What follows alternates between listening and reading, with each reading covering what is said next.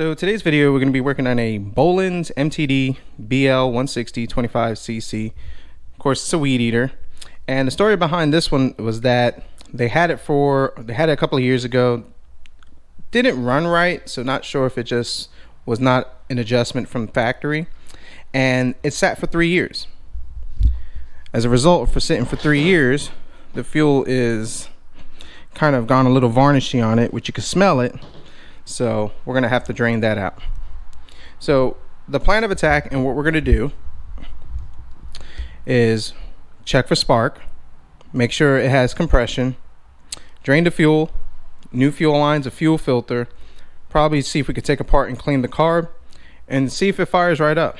And if it does, maybe just have to do a light carb adjustment on it. So let's go ahead and let's start with the spark.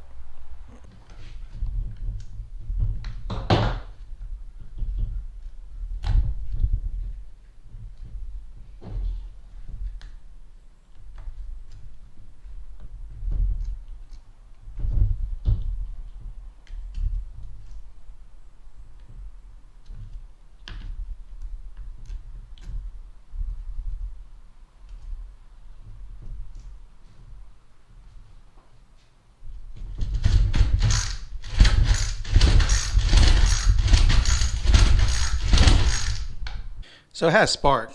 Probably didn't see that on there, but it did flash. So now let's go ahead and see if we can check the compression.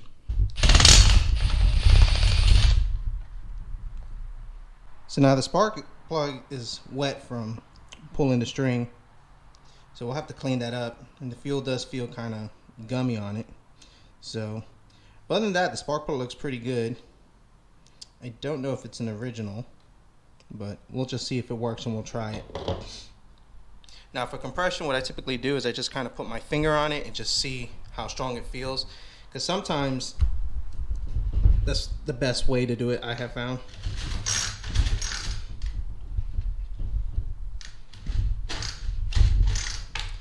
The compression feels pretty good on it, so I'm kind of happy with that. So now let's go ahead, let's drain the fuel and start cleaning.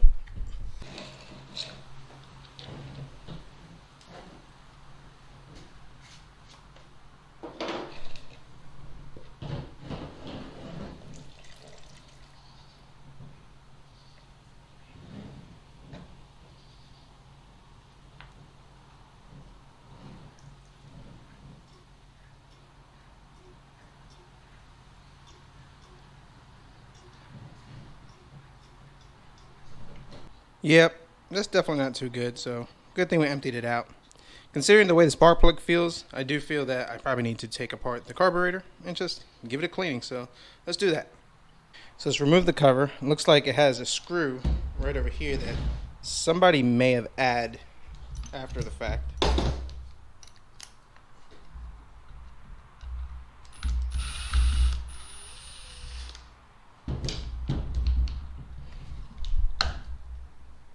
T20, 2 bolts or screws. I'll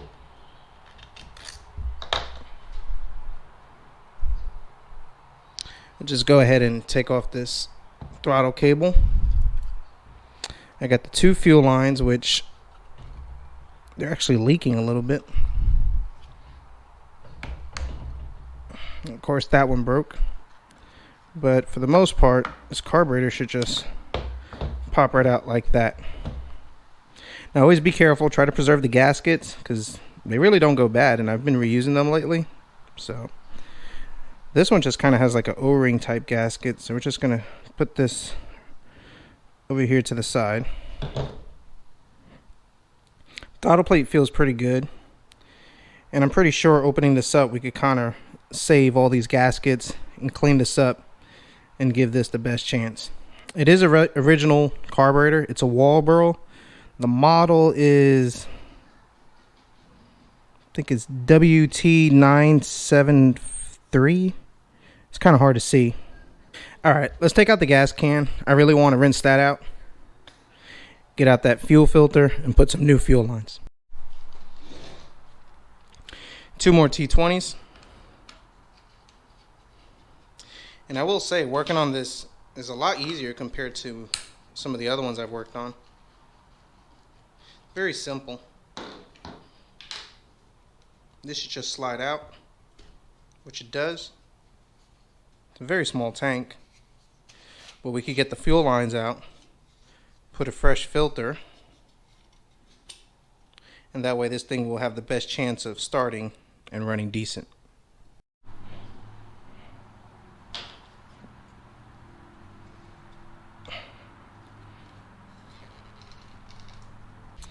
Alright, so the fuel tank cleaned off pretty easy. I'll show you over there when we put the fuel lines back on. I usually just take some dish soap and just hose it off with the hose and just let it dry out. Agitate a little bit. It actually works pretty good. So now I want to take this apart, and the reason why I want to take it apart is because it has that bad fuel in it, and that's we don't want, because we want to give this thing the best chance at firing.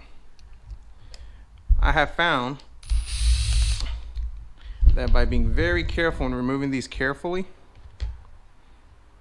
we can reuse the gaskets and still clean this thing very well. Yeah, that gasket's not going to come out without breaking, so I'm going to go ahead and try to get this fuel line off. Just wipe it. I think we should be fine.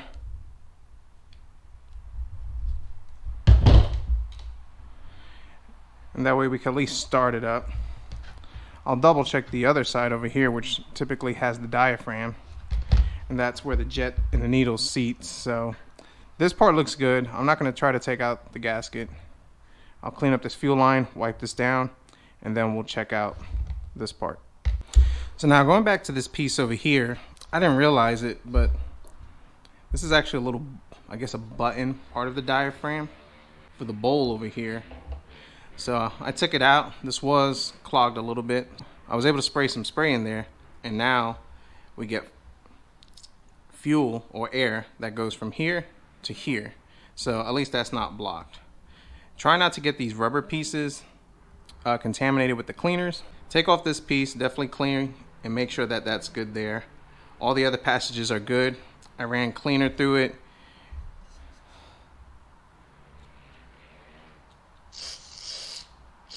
And as you can see, it comes out pretty good. So I'm glad I did notice that. So now let's go back to the other piece.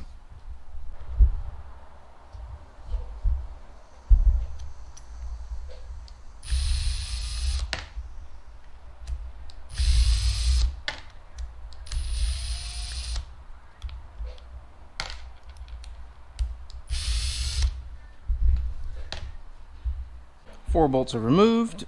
Now let's see if we can get this thing off. Easy. Sometimes it's easy to tap it. That worked perfect.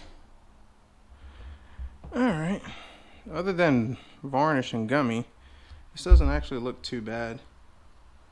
So we could definitely clean this off.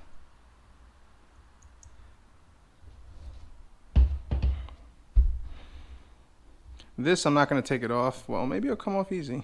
There we go. Oh wow, that came off easy compared to the other one. So all I'm going to do is just wipe these down, spray this off, because this is moving freely and the jets don't look clogged or anything. Just a little spray and we should be good.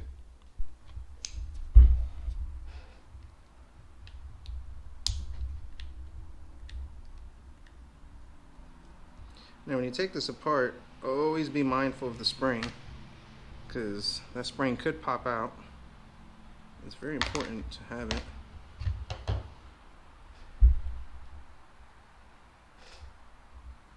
As you can see, it's pretty clear on it.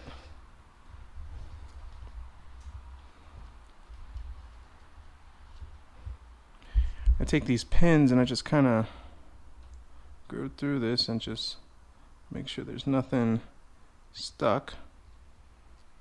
And for the most part, this stuff is actually pretty good. Just very gummy.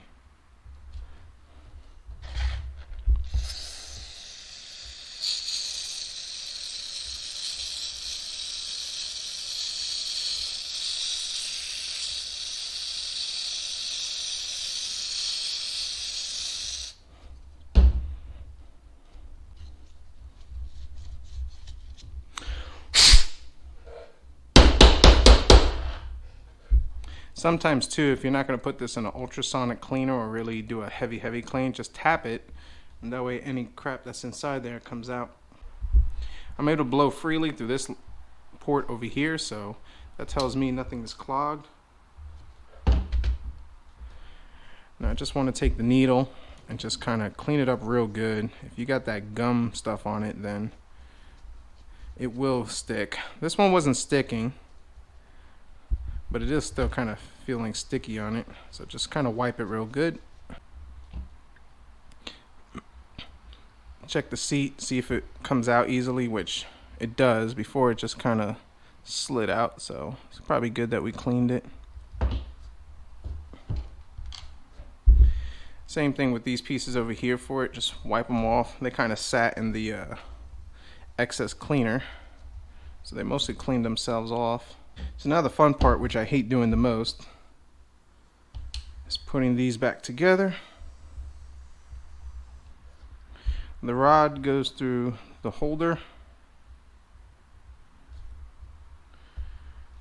The spring, which is what's annoying to do, kind of sits right there.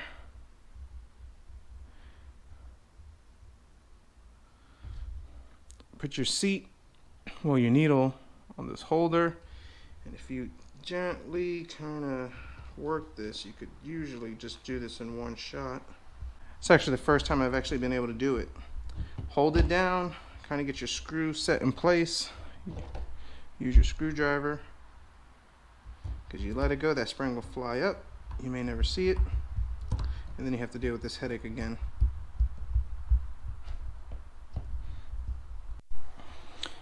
So the fuel tank, I just used some Dawn dish soap, hosed it off, and that cleans it up pretty good. It's mostly just to kind of break up that gummy varnish stuff like that. So also make sure you're environmentally safe. So now, when I went to our local small engine repair place, I asked about the fuel filter, and they had a listing for the whole fuel pump for like $30, which, yeah, I mean, there's nothing wrong with this tank.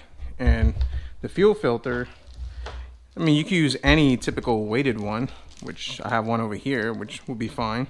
I guess it's because the trick is being able to put in the fuel line. Some people are just gonna have a hard time with it. I've already went and practiced. So I was watching another video,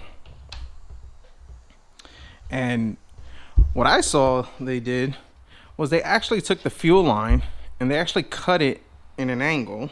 You can't really see it over here because the GoPro does it, but by cutting it in an angle, just that kind of made it thinner. And the whole reason why is because these fuel lines have tight fits, and it's quite tricky to get them in if you don't have, well, the patience, really. I mean, there's really no special tool to do it that I have found, but there's typically a trick to it. So what I've actually done is, and this is actually a poor example, is I've actually just kind of taken off the edge over here so it makes it thinner.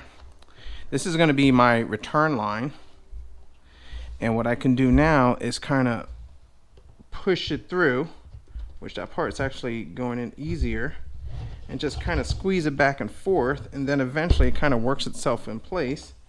And it's actually working out pretty decent, a lot easier than how I would have done it. And I've actually think, let me see if I got it in here. Yeah, we're starting to feed through, so now it's just a matter of just kind of shoving and pushing and twisting and just doing this over and over. It's actually not that bad to do, if I'm being honest with you. So in doing this, and we'll get back to that one, as you can see, my fuel filter line, which my main line over here, is already fed in there. So what I actually can do if I wanted to, so like I was saying, what I actually can do now is just take my needle nose and just try to fish, see if I can grab it, which I don't think I could grab it with these. These are probably way too big, but either way I could just fish it and just kind of keep squeezing it, and it's coming through easy. I mean, it's just tight. Let's see, I think we should be able to grab it now. Is considering that I've kind of have this already started, the outside over here, I could take a little silicone spray, just give a little squirt, and then see if this will actually allow this to slide a lot easier. Now by using excess, oh yeah, that made a huge difference. So by actually doing that and having excess, I can keep pulling. So now this piece we're going to cut off because we did the angle to kind of fit it in, and the other one's kind of fitted out. So I'm just going to keep feeding this in with the silicone paste. But pretty much I need to get enough of it so I could put my fuel filter and let it sit on the bottom.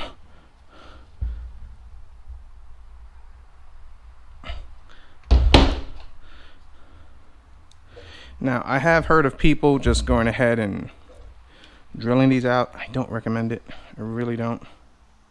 So let's go ahead and keep pulling.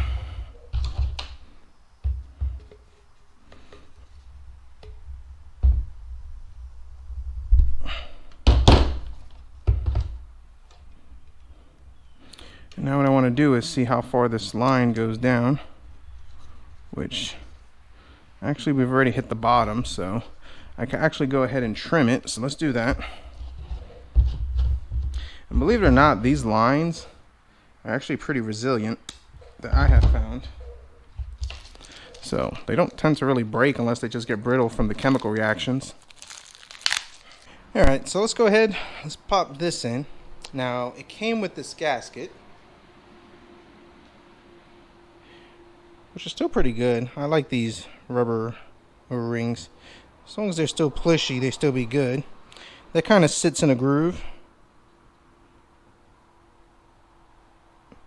And it still is raised on it, so it's fine. Carburetor's been rebuilt, well not rebuilt, but cleaned out real good. So at least we're going to be able to start it with fresh fuel. Yeah, just like that.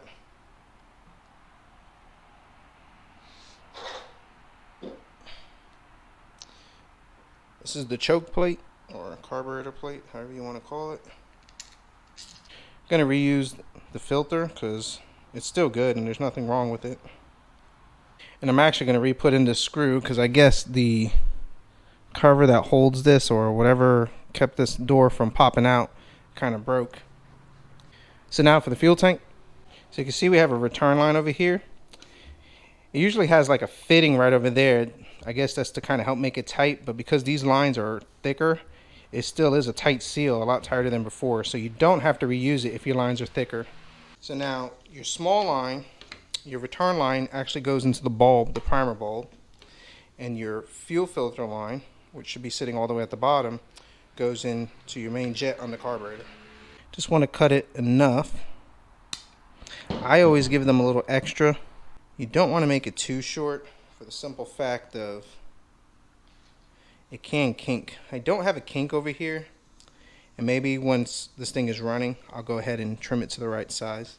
This is our fuel filter line, and this one goes straight into the carburetor like so.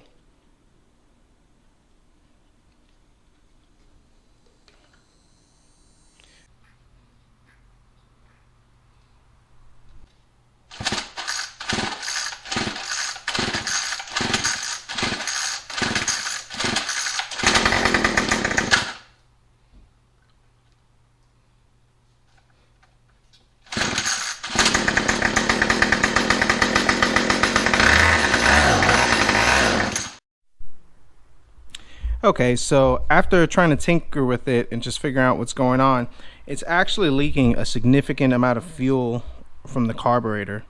So I'm pretty sure that it's that gasket where the primer bulb was, because when I took it off, I tried to scrape it and it did separate a little bit.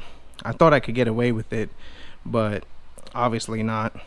A rebuild kit is about $10 for this, so I think when the local small engine repair shop opens up, probably on Tuesday, since Monday is a holiday, I'll get a rebuild kit for it for about 10 bucks, change out all the gaskets inside of it, and this thing should fire up. It starts and it runs, but I think because it's leaking so much fuel, and I've already checked the spark plug, it's running very lean, so that's probably why it's not wanting to stay running on it. And I'm pretty confident on that because it is a significant amount of fuel if you take a look at it. So let me see if I get a carburetor rebuild kit, and we'll come back, we'll put it together, and we'll see if this thing runs. So a couple of days later, got my rebuild kit for from my local small engine repair place. It was like 10 bucks. Of course, it comes with everything, all the gaskets that you need and don't need, but it's good to have them and keep extra gaskets. Let's take this apart.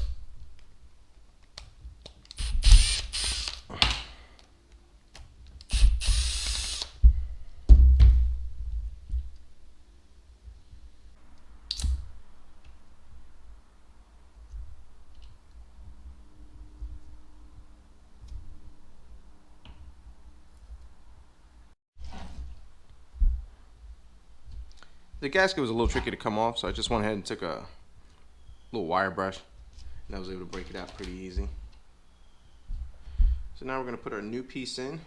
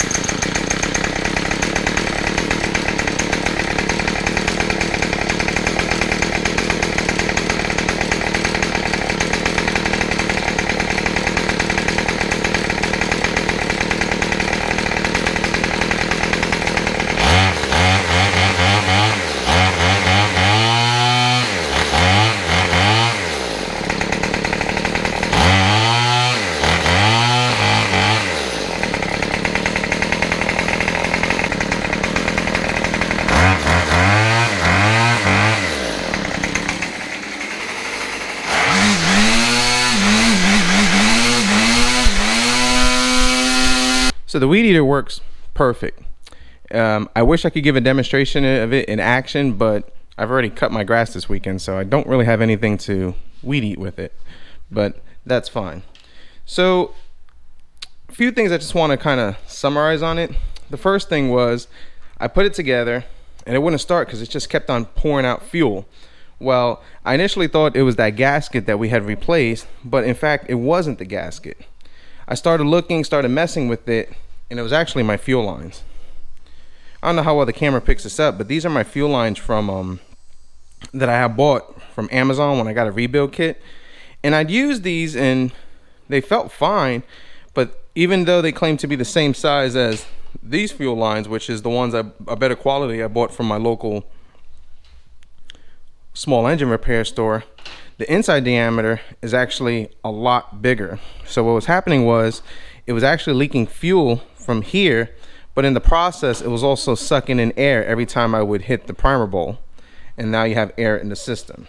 So if you're gonna buy anything from the fuel lines, I suggest you get a quality fuel lines. I don't know what brand this is, or I just know my local store sells it and it has a pretty good diameter. You want it to be a snug fit where you pull it in, where you push it in, it feels kind of snug, and then it takes a little resistance to pull it out.